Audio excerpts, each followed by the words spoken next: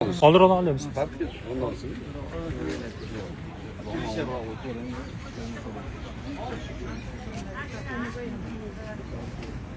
Avtobusumuz ikkita diyor. Ha ikkitayu ayrim odamlar chiqmay qoladi sababli. Ha bu. Qasab qo'yanlar bor. Alayhissalom. Hop, safar qilishdan o'zi ko'zlangan maqsadlar bo'ladi. Biz hozir bizning safarimizni ibodat uchun hijrat safari deyiladi o'zi. Qanaqa safar bu? Biz umra ibodati uchun safar qildik. Maqsadimiz oxiratda savobini olish. Dunyoviy foydalari ham ko'p. Umra qilgan odamni umrasi qabul bo'lsa, kelasi yilgacha kambag'al bo'lmaydi degan rivoyatlar bor. Odamlar ilgari salaflarda kimdir qiyinchilikka uchrab qolsa, shart piyoda chiqib ketar ekan. Bu paytda mashinalar bo'lmagan-ku. Men bir umra qilib kelay, juda qiyin bo'lib ketdi deb. Umra qilib ketgandan keyin ishlari yurishib, dunyoviy foydalari ham bo'lar ekan. Lekin aslida dunyoviy foydani maqsad qilib, ya'ni umra qilish emas, oxiratni maqsad qilib qilish kerak. Keyin safardan ko'zlangan maqsadlardan yana bittasi ibrat safari bo'lish kerak. Ibrat. Mana hozir uyingizda joyingiz bor, sharoitingiz bor. Kechqurun bo'lganda uyga qaytib kelasiz. Ha, o'sha uyda taskin topasiz. Safar qilganingizda o'sha joydan ajrab chiqasiz.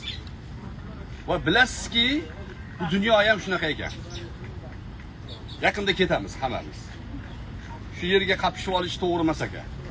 Ha, faqat uyni bezash to'g'ri emas ekan. Biz biroz ibrat nazari bilan qarashimiz kerak ekan. Safar ekan bu dunyo. Keldik, shu yerda mana aylandik, ertaga 3 kundan keyin ketamiz hammamiz. Bu yerga hech kim uy qurmaydi, to'g'rimi? Maza qilib yotaman demaydi. Hamma narsa vaqtincha bo'lib ishlatasiz. Iloji boricha yukingizni kamaytirgingiz keladi. Inson ham dunyoda o'sha yukini yengil qilib borish kerak. Endi insonning yuki nima desa, behuda orzu havaslar. İnson behuda orzu havaslardan qiynaladi. Uni savob umidida bo'lmagan ishlari hammasi insonni qiynaydi. Dunyoda nima qiyinchilik boshingizga kelgan bo'lsa ko'ring, dunyo orzu havasidan kelgan. Ko'p odamlar to'y qiladi, kattaroq osh berayin deydi, qarzi havola oladi, orzu havas qiladi, keyin qarzini uza olmasdan qiynalib yuradi. Kerakmidi shu? To'yga nima kerak o'zi, to'g'rimi?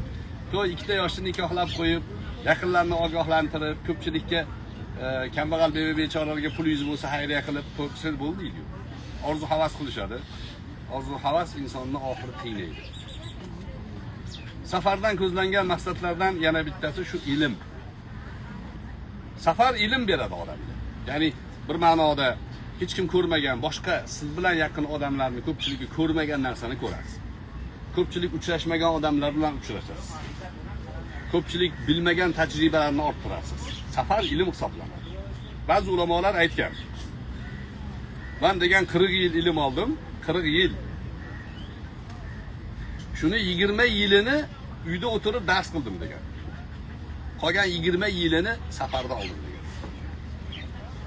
Agar safardagi ilmni foydasi, barakotini vohlira bilganimda, avvaliga 20 yilni ham safarga ajratardim degan.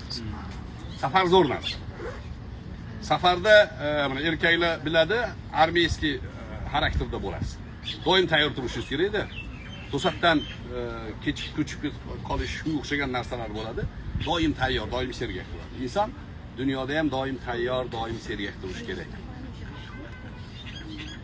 Dunyo hayotidagi safarlardan yana manfaatlardan yana bittasi, agar to'g'ri safar qilsangiz, ibrat safari, ilm safari bo'lsa, dunyoga muhabbatingiz kamayadi.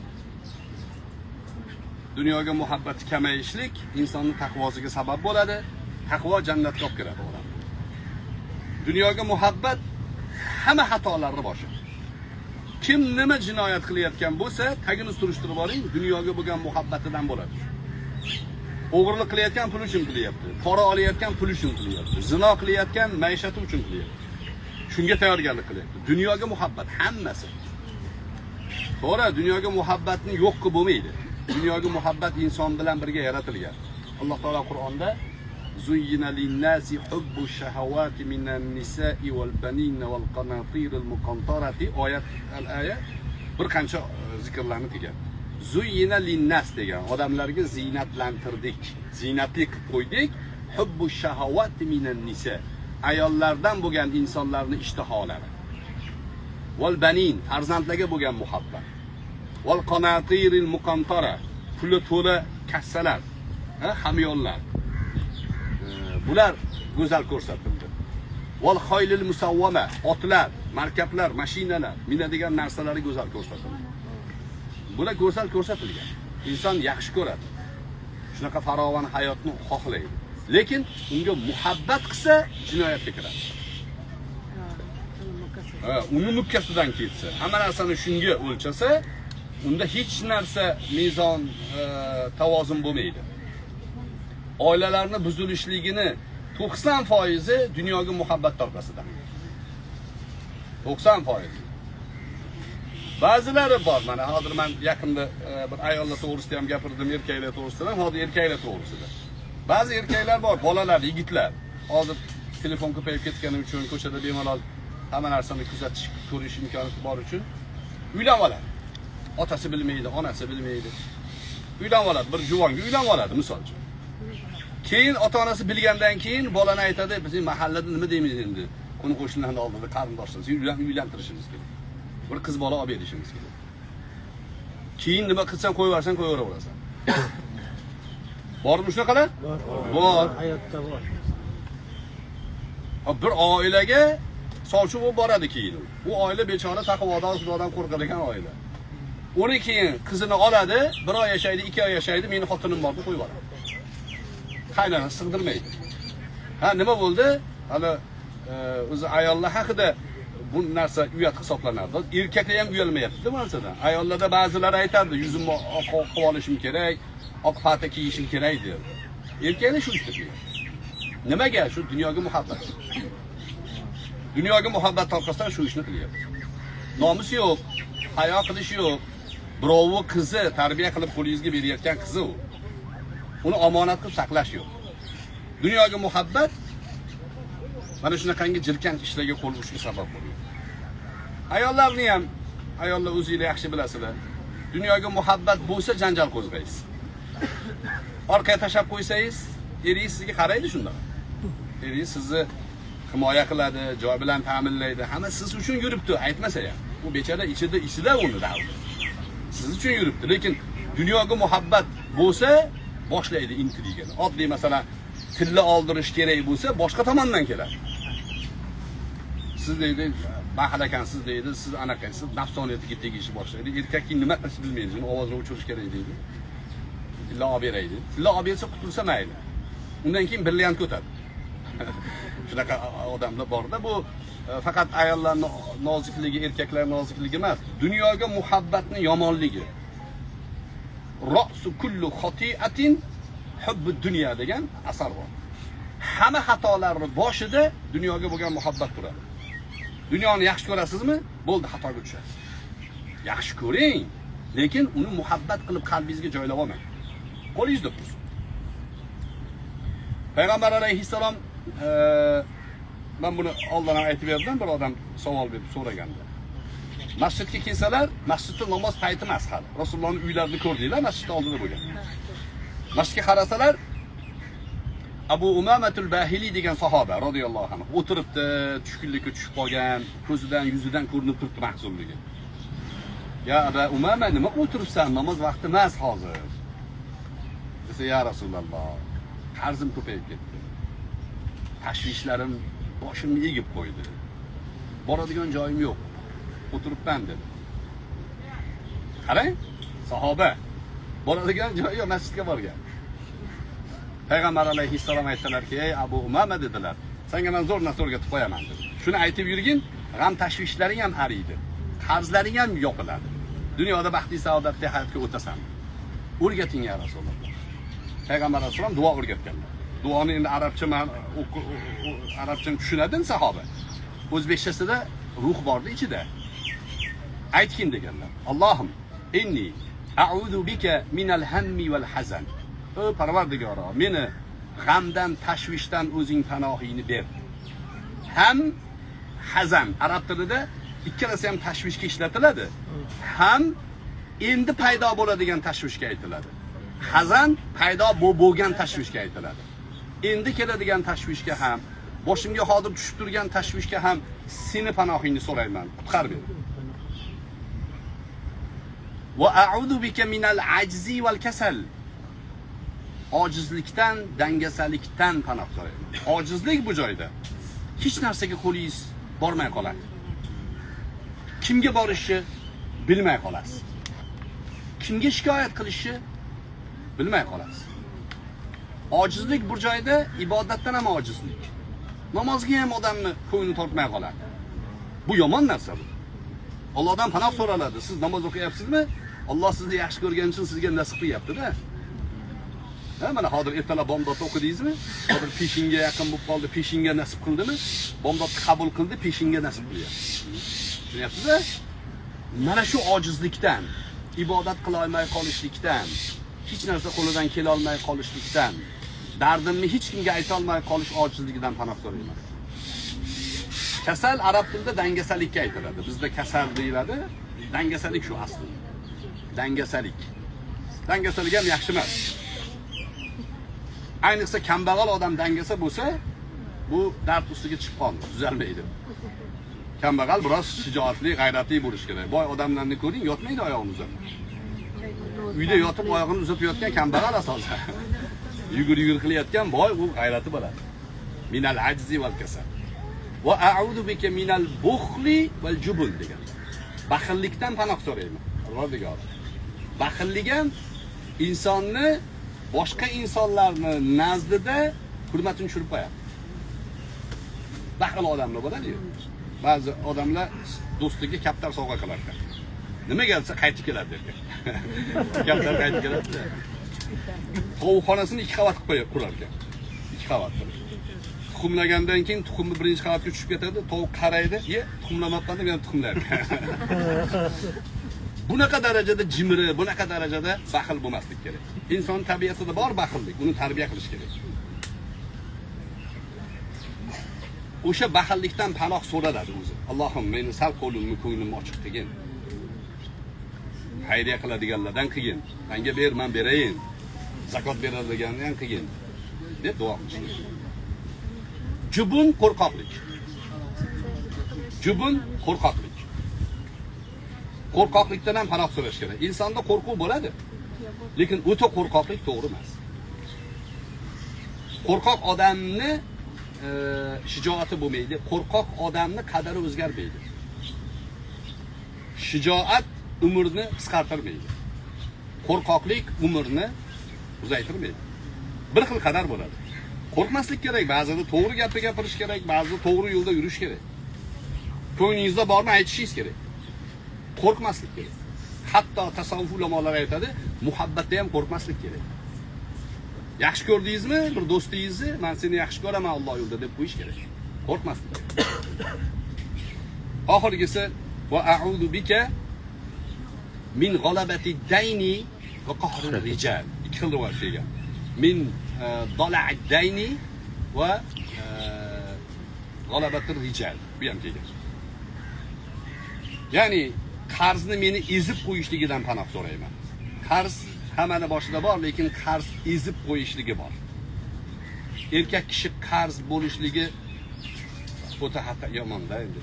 Erkakning nafsoniyatiga tegadigan ishda bu. Hozir e'tibor bering, qarzdan odamni qo'rqmay qo'ydi. Kredit olib yotibdi, nasiyaga olib yotibdi. Kerak emas narsani ham nasiyaga qarz olib yotibdi, to'g'rimi? Bo'ladi. Bu uni ishini oldinga yurg'izyaptimi, orqaga yurg'izyapti? Orqaga yurg'izyapti. Orqaga. Qarz olgan odam bu hayotda oyog'i bog'lanib qoladi. Qarzdan panoh so'rash kerak. Qarz ezib qo'yadi. Boshida ozgina oladi, uni to'layman deb yana oladi, uni to'layman deb yana oladi, keyin to'lamaydigan bo'lib qoladi. Oysha onamizdan rivoyat bor. Oysha onamiz aytadilarki, men Rasulullohni biror kun ko'rmadim, yotishdan oldin duo qilmaganlar. Allohim meni qarzdan panoh bergin menga degan duoni qilar ekan. Har kuni. Qarzdan shunaqa qo'rqar ekanlar, ya'ni ummatga o'rgatar ekanlar-da buni. Rasululloh qo'rqadi deyish to'g'ri emas. Bizga ta'lim. Bir kun janozaga bir odam olib kelishdi. Bu kim dedilar? Falonchi. Janozani o'qiymizmi, o'qiymiz. Qarzi bormi dedilar. Ha, qarzi bor deyishdi. Kim to'laydi buni qarzini dedilar. Hech kim chiqmadi. Kim to'laydi dedilar. Hech kim chiqmadi. 3 marta so'raganlar. Keyin oxiri aytdilarki, u birortali o'qib qo'ydi, men o'qimayman qarzi bor odamga. Shunda bir sahoba, adashmasam Abdurrahmon ibn Avf bo'lsalar kelib, "Ya Rasululloh, qarzni men to'layman" dedi. "Sen to'laysanmi?" dedilar. "Ha, bo'lib to'laylar." Janozani o'qidilar. Borib ko'mishdi. Ertasi kuni Abdurrahmonni ko'rib qoldilar. "Bu Abdurrahmon bu yoqqa keldi." "Ha, kechagina qarzini to'ladingmi?" dedilar. "Ya Rasululloh, men esimdan chiqib qoldi" dedi. "Bor, hozir to'ladim." Yana ertasi kuni ko'rib qoldilar. "Va Abdurrahmon bu yoqqa keldi. Ha, kechagina qarzini to'ladingmi?" "Ha, to'ladim." "Ha, to'lagan bo'lsang, mayli." Qarzdan qo'rqitish qarang. Hozir qo'rqmayapti qarzdan. Duoda Rasululloh aytayaptilarki, "Min g'alabati dayn." Qarzni ezib qo'yishdan panoh so'rayman. Va qahrir rijal. Odamlarni menga nisbatan qahridan panoh so'rayman. Sizga kulib tikilib turishlik, odamlar sizga nisbatan tavajjuh qilib turishligi ham bir ne'mat. Sizni ko'rganda puf sassiqlarroq turdigan bu qolish yomon u. Albatta. An taqula la misas degan jazo bor. Ilgari bo'lgan. Mana keksada bilsa kerak, mohov degan kasallik bo'lgan. Uni bo'yniga narsa osib qo'yishib, cho'lga haydab yuborishgan. Mabodo uzoradan bir odam kelsa, odam yaqinlasa, "Oy, yaqinlashma, men mahovman" degan. Bu endi jismoniy kasallik. Lekin ba'zi odamlarga shunaqa jazo berilgan, an taqula la misas degan. Ya'ni menga yaqinlashmalaring, men shunaqangi la'natlangan odamman, men shunaqa eriga itoat qilmagan xotinman, men shunaqa birov haqidan qo'rqmagan odamman, shu jazo meni bo'ynimda deb yurgan, shu bilan o'lgan cho'lda. Qahrur rijal bu yomon bo'ldi. O'shaning uchun chiroyli go'zal muomala bizga muhim. Abu Umomatul Bahiliy aytadilarki, "Ya Rasululloh" dedilar. "Hozir shuni o'rgatdingizmi? Ha, g'amlarim aridi" dedi. Eshitgan zahoti. "Qarzlarim ham inshaalloh yopiladi" dedi. "Men endi turib ishimni qilay" dedi. Aytilayotgan gaplarni quruq o'zini yodlab yurishmas, uni mohiyatini ham bilishimiz kerak ekanda. Biz dunyoda mana shu tashvishlardan qutulish uchun har doim Allohga bog'lanishimiz kerak. Safar Allohga bog'lanishni eng qulay imkoniyati, go'yo bir laboratoriyasi. Allohga bog'lanasizda hozir hech kimingiz yo'q, bizda telefon bor, so'raysiz u yoqdan hozir. Lekin baribir safardasizda yugurib kela olmaydi siz yaqiningizga oldingizga. To'g'rimi? Yo'q. Safar shunaqa. Safarda inson Allohga bog'lanadi. Bu uni nimasi? Ne'mati.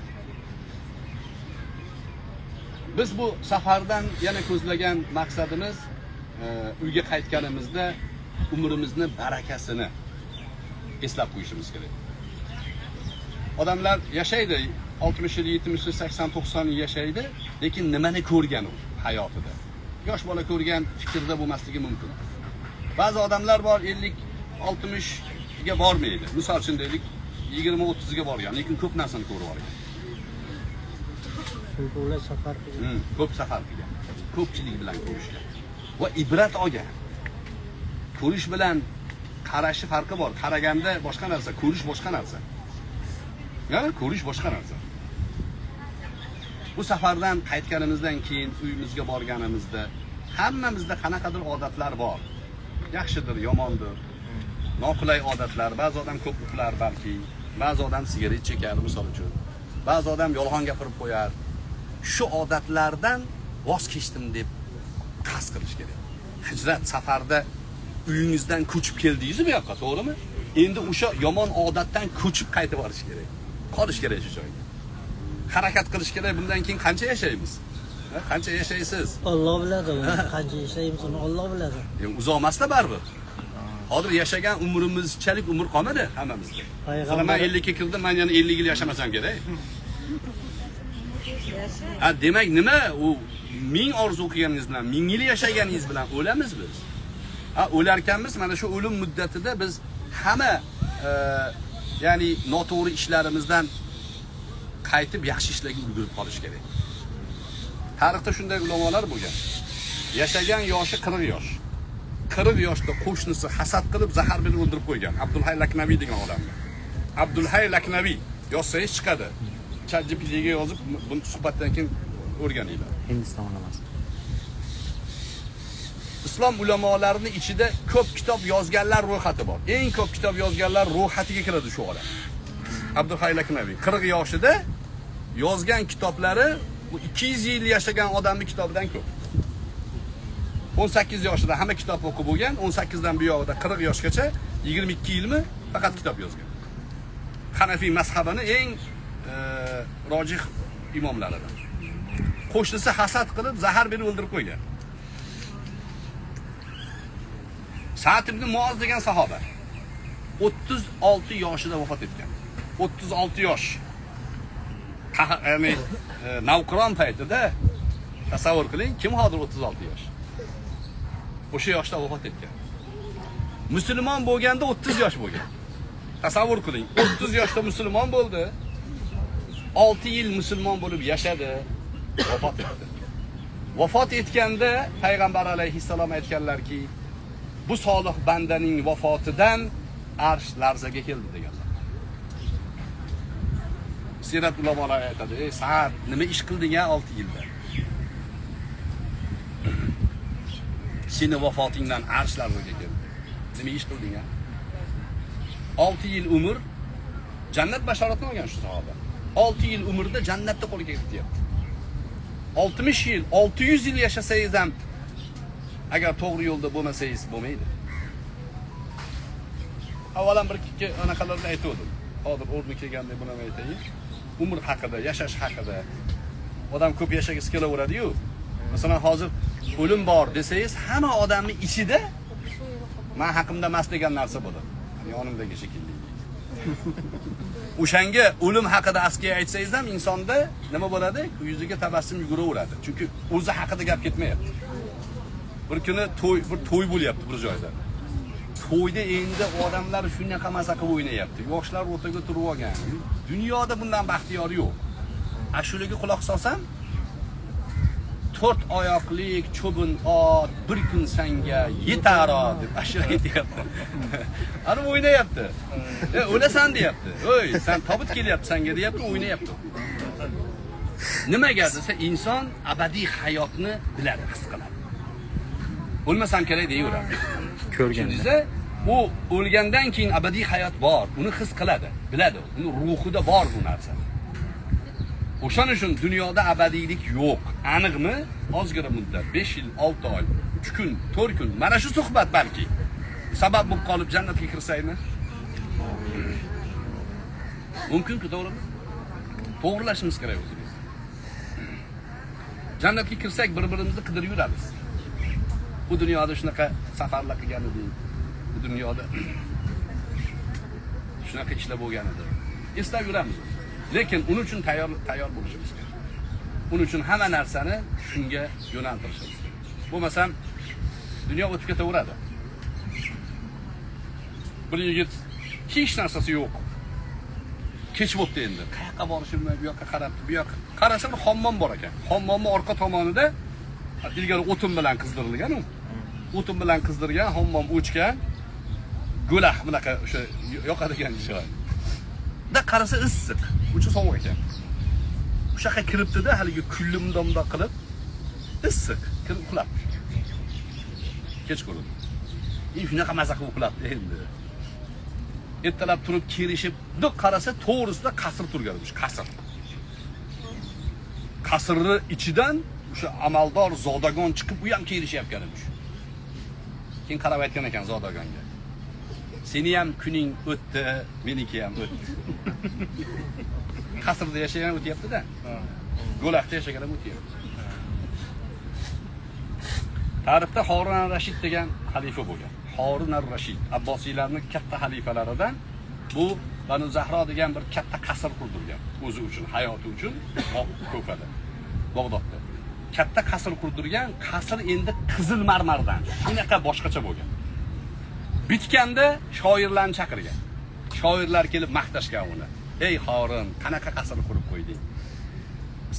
Sen qilgan ish asar bo'lib qoladi. Rosa maqtagan. Hamma maqtab turganda Abu Atohiyya degan shoir bo'lgan. U indamay turgan emish. Keyin Harun ar-Rashid Abu Atohiyyaga qarab, "Sana biron narsa degin." Hamma maqtayapti. "Sana bir narsa de." deganda, u 4 qator she'r aytgan. 2 qatori maqtov. Ishma bada laka saliman fi shahiqatil qusur. Sen qurgan qasrning soyasida sog' salomat maza qilib yashagin. Ertayu kech senga ne'matlarni olib kelib turishadi odamlar. Ertalab ovqatingni, nonushtangni, abitingni, kechqurun hamma rohatni sur, hamma rohat senga. Deganda bale deb hamma endi she'r juda ham fasohatli, qofiyasi ham zo'r.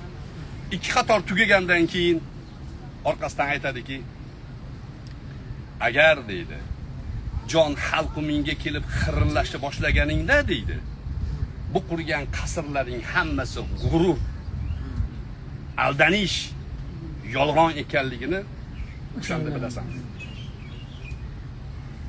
Harun ar-Rashid boshini egib yig'laydi.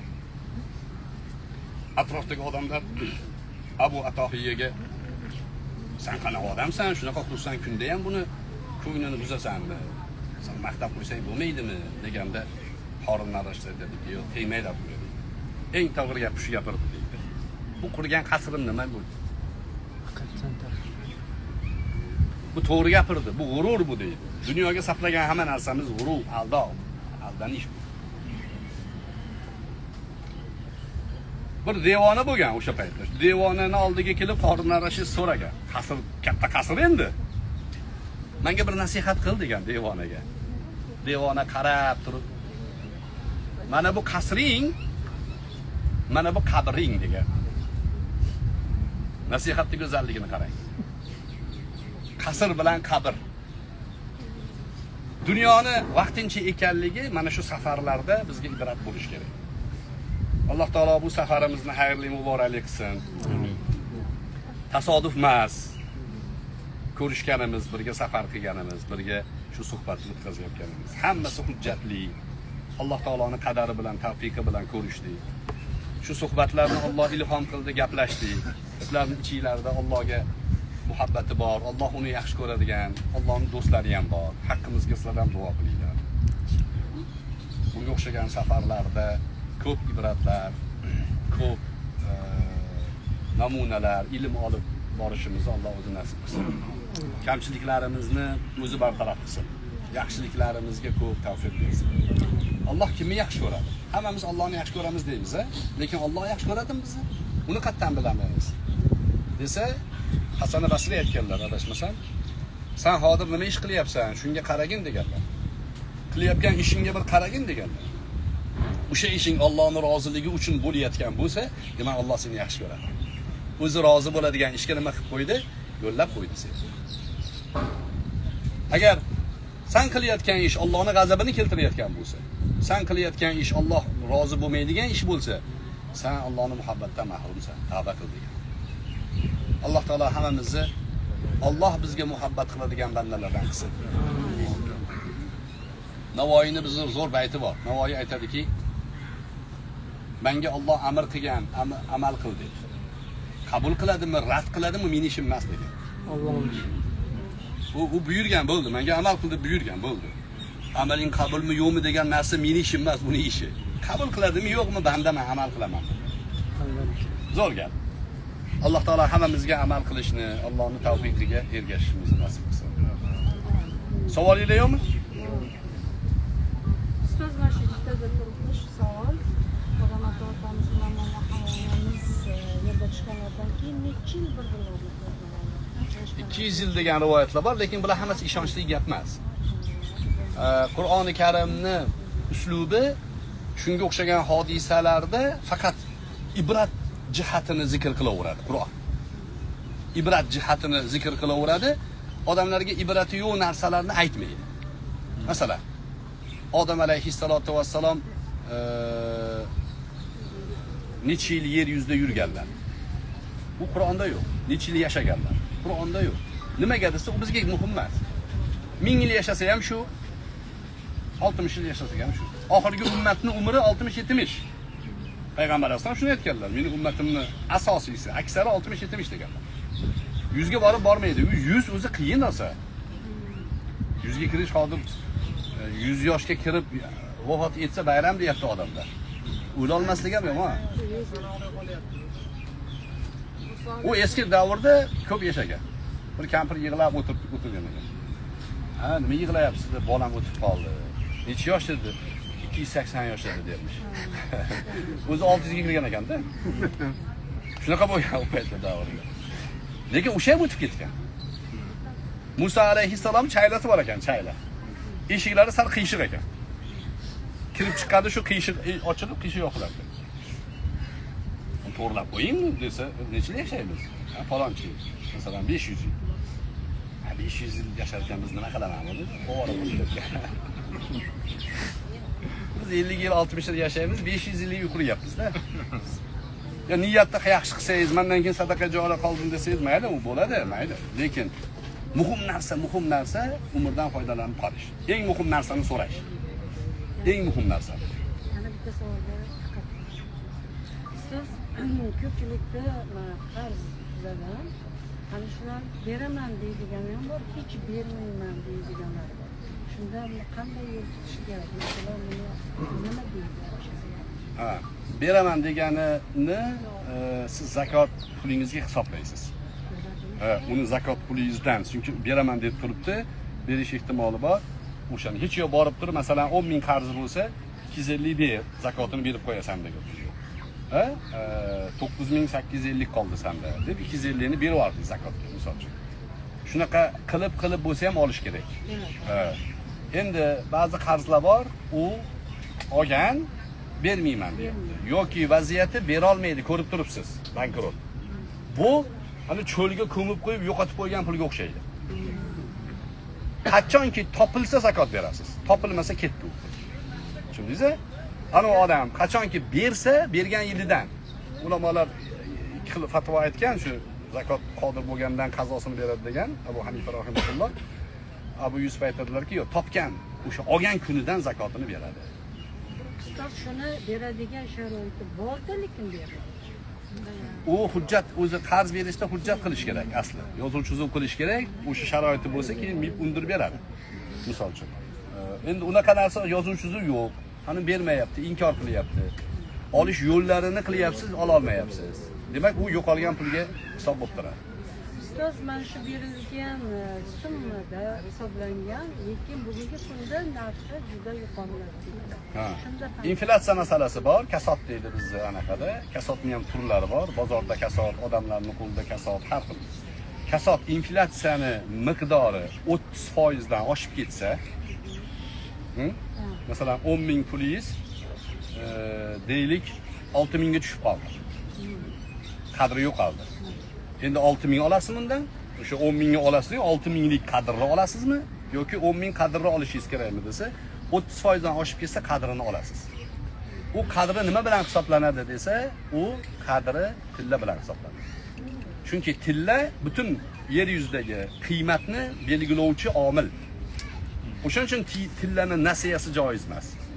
Odamlar ko'p nasiya savdo qilyapti ekan. Nimaga nasiyasi joiz emas desa, o'zi qiymat belgilaydigan narsani bozor asbobiga aylantirish iqtisodni cho'ktiradi. O'shaning uchun tillani naqd savdo qilinadi. Endi 30% dan oshib ketsa inflyatsiyaning miqdori, tilloni narxida to'laysan deyishga haqqingiz bor. To'laydigan odam ham diyonatan, Xudodan qo'rqsa, mana deb bitta velosiped pulini berib ketmaydi, mashina pulini qarz olib. To'g'rimi? Mashina pulini berish kerak bo'ladi. Mana SSR paytida 10 so'm qarzi bor odam yoki 100 so'm, 1000 so'm qarzi bor odam.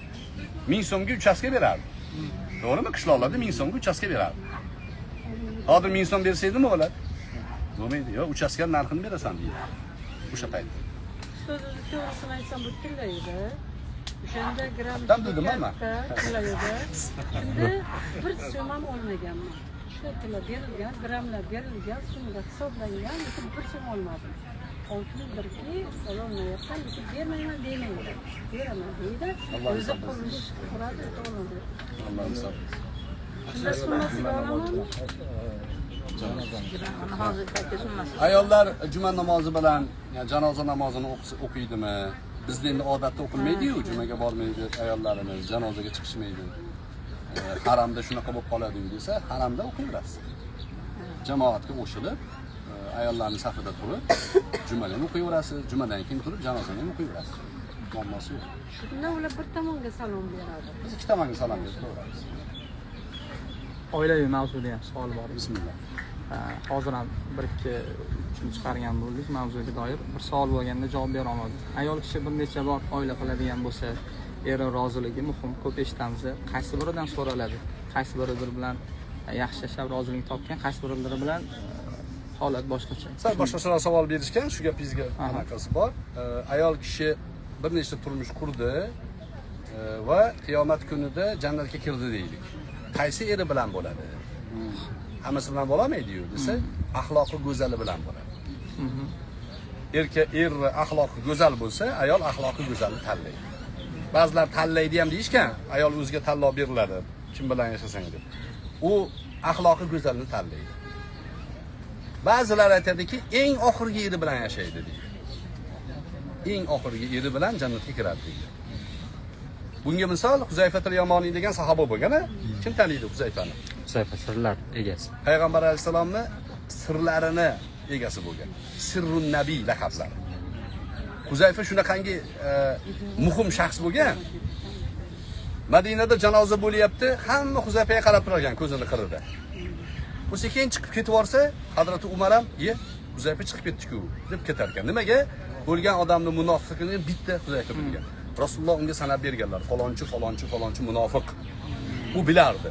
Aytmasdi sen munofiqsan deb. Lekin munofiqning janozasiga kim o'ldi? Falonchi. Sekin chiqib ketar ekan bildirmay.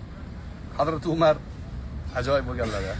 U kishi ham chiqib yugurib bordilar Huzayfaning oldiga. Men qara, nima chiqib ketdi? Munofiqmi? degan. O'lgandan keyin. Ey Huzayfa, to'g'risini ayt. Rasululloh meni ham sanamaganlar degan. Jannat bashoratini olgan Umar. Men ham munofiq emasman, Rasululloh aytgan. Deganda yo'q degan. Ana shu Huzayfa ajoyib sahobalar endi bu. Ayoliga aytar ekan, ayolim juda go'zal ekanda, axloqi ham go'zal, o'zi ham zo'r ekan. Ayoliga endi biz jang-jadalda yuramiz. Har xil holat bo'lib qolishi mumkin. Men o'lib qolsam, mabodo shahid bo'lib ketib qolsam, mendan keyin turmushga chiqma, iltimos derkan. Jannatda ham sen bilan birga bo'laman. Jannatda ham xohlayman seni. derkan. Ayoli bo'pti derkan.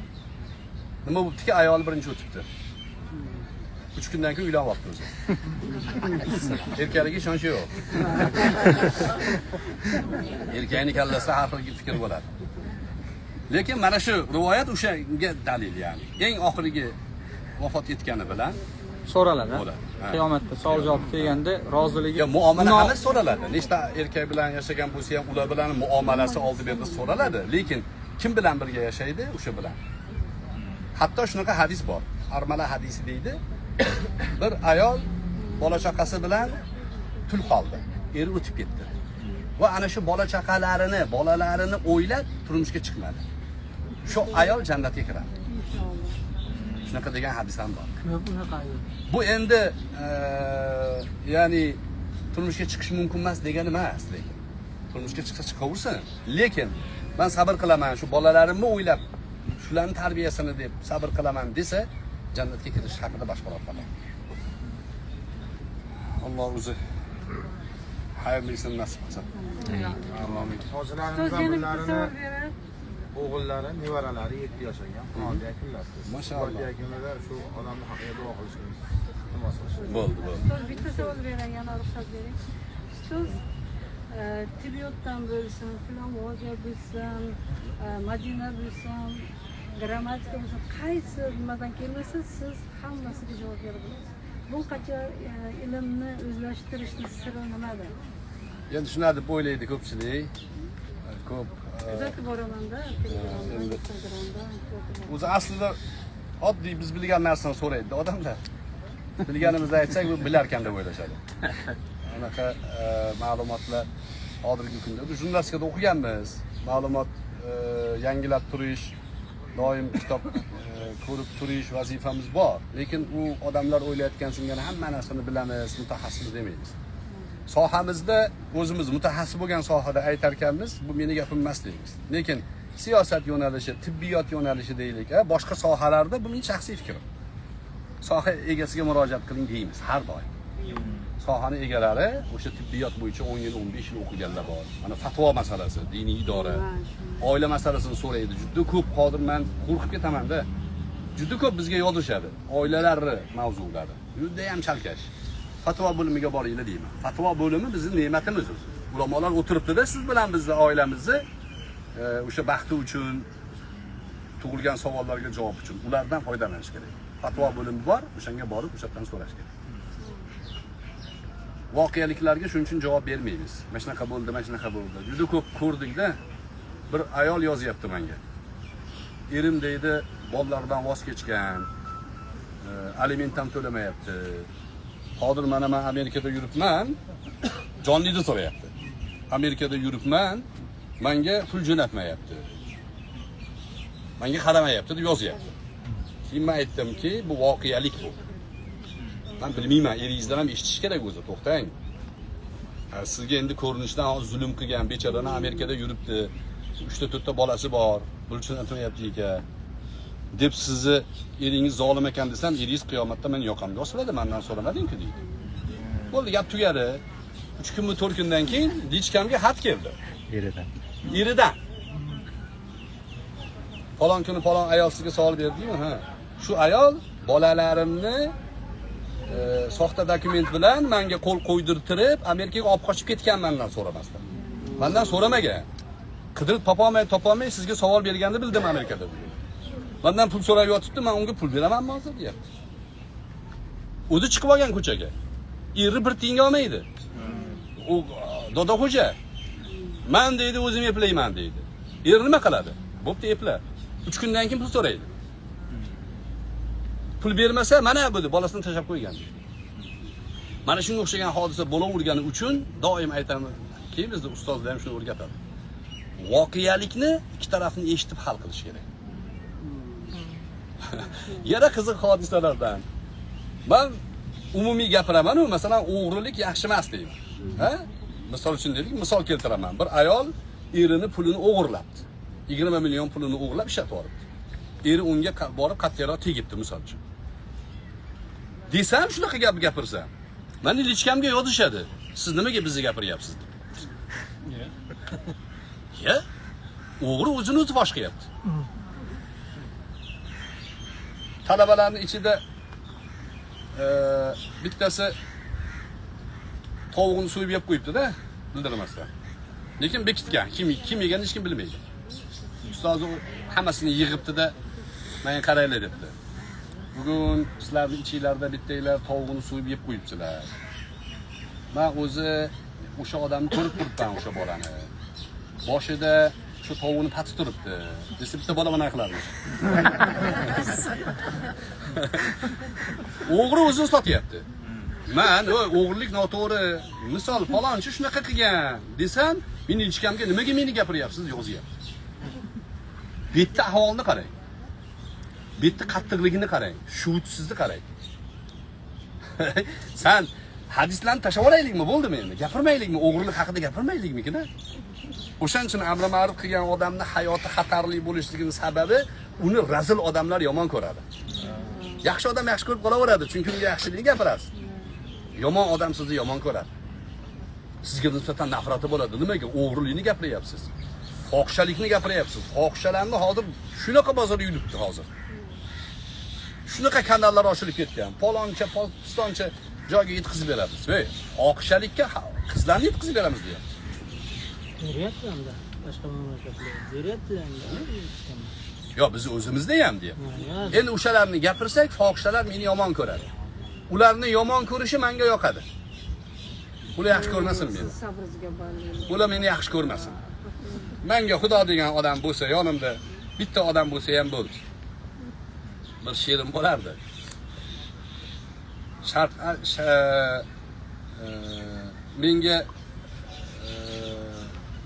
menga uncha shart emas. Do'stman degan dambadam yetar tobutim uchun 4 ta iymonli odam. Menga yetadi shu. O'lganimdan keyin olib borib ko'mib kelsa bo'ldi. Ko'chada qolib ketmasa bo'ldi o'ligim. Men odamlarni maqtavuga ham qiziqmayman, kerak emas menga. Maqtagan odamga aytamanki, sen adashding deyman. Sen o'ylaganchilik odam emasman. Yomonlagan odamga agar yomon bo'lsam to'g'rilayman o'zim. Tanqid qiladiganlar bor. Menga 100 ta tanqid, ya'ni negativ yozayotganlarning ichida 2 ta, 3 ta tanqid bo'ladi. Olaman shuni. Ha, buni to'g'rilash kerak deyman. Lekin 98 tasi haqorat qiladi. Ularga yoqmayman. Nimaga? Kimisidir fohisha, kimisidir o'g'ri, kimisidir qo'liga qurol ko'tarib musulmonlarni o'ldirgan. Ularga yoqmayman. Meni yoqmasligim menga yoqadi. Mayli, ular meni yoqtirmasin. Ma'qulmi?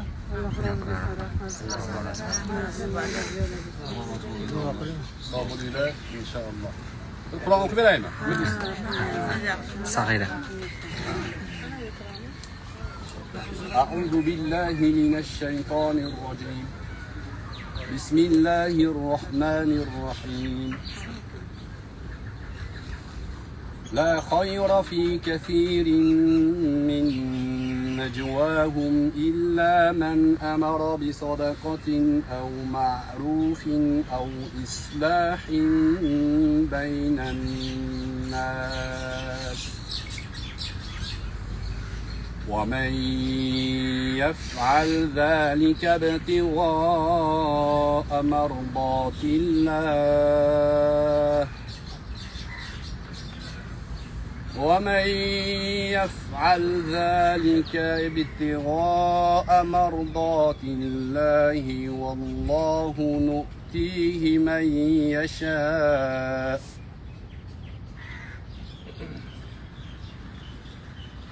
ومن يشاقق الرسول من بعد ما تبين له الهدى ويتبع غير سبيل المؤمنين نوله ما تولى ونصله جهنم وساءت مصيرا إن الله لا يغفر أن يشرك به ويغفر ما دون ذلك لمن يشاء ومن يشرك بالله فقد ضل ضلالا بعيدا صدق الله العظيم سبحان ربك رب العزة عما يصفون وسلام على المرسلين والحمد لله رب العالمين اللهم ارحمنا بالقرآن العظيم واجعله لنا حجة يا رب العالمين Parvardigora tilovatlarimizni, xatolarni kechirgin, qabul amallar qatorida qabul qilgin. Dunyoda oxiratda foydamizga hujjat qilgin. Hoji onamiz, hoji otalarimizni ishlarida farzandlari ahli Qur'onni yodlaganlari bor ekan. Alloh taolo ularning zehnlarini ziyoda qilgin. Qur'onni foydalariga hujjat qilgin. Dunyoda ota-onasiga obro' sharaf, oxiratda boshlariga izzat toji kiydirtirgin. Hamd bayrog'i ostida turilishimizni nasib qilgin. Safarlarimizni xayrli qilgin, bizdan qabul qilgin. Ibodat safari, ibrat safari, baraka safari bo'lishligini nasib qilgin, ilm safari bo'lishligini nasib qilgin. Bu safardan ko'p yaxshiliklarni o'zimiz bilan jamlab, keyingi hayotimizda unga amal qilib, seni roziligingga erishib borishimizga o'zing tavfiq bergin. Dunyoda roziligingni topib o'tib olishimizni, qiyomatda diydoringga musharraf bo'lishimizni nasib qilgin. Farzandlarimizni solih solihalardan bo'lishligiga tavfiq ber. Yangi ish boshlagan do'stlarimiz, birodarlarimizga halol rizqlarida barakot ber. Ahillarimizni, ayollarimizni tavfiqini ziyoda qil. Erlarga muhabbatli, vafoli, sadoqatli bo'lib, ular baxtli oila qurib kechirishlariga o'zing tavfiq ber. Bo'yloqlarga yaxshi juft, turmushga chiqmoqchi bo'lgan qizlarimizga yaxshi kuyov ato qilgin. Farzand talabalarga Alloh taolo farzand bergin. bemorlarga o'zing najot, shifo bergin. Qarzdorlarga o'zing najot bergin. Qilayotgan ishlarida o'zing barakot bergin. Qalblarimizdan g'am, tashvishlarni o'zing aritgin.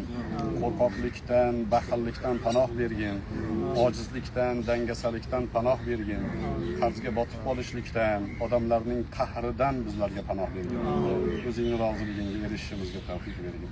Va sallallohu va sallama ala habibina Muhammad va ala alihi va ashabihi ajma'in. Valhamdulillahi robbil alamin. Rahmat, sog' bo'linglar. Endi ozgina ziyorat aylansa, qaytamiz yana Xudo xolasa. Allohdan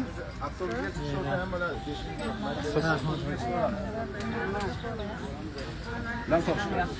Qanday? Ustoz pryamoy nima qilaylik? Promota. Rasmiy shoshiladi. Bo'la. Shomga to'rda. Va alaykum assalom va rahmatulloh. Xonimlar, yaxshimisizlar? Yaxshimisiz?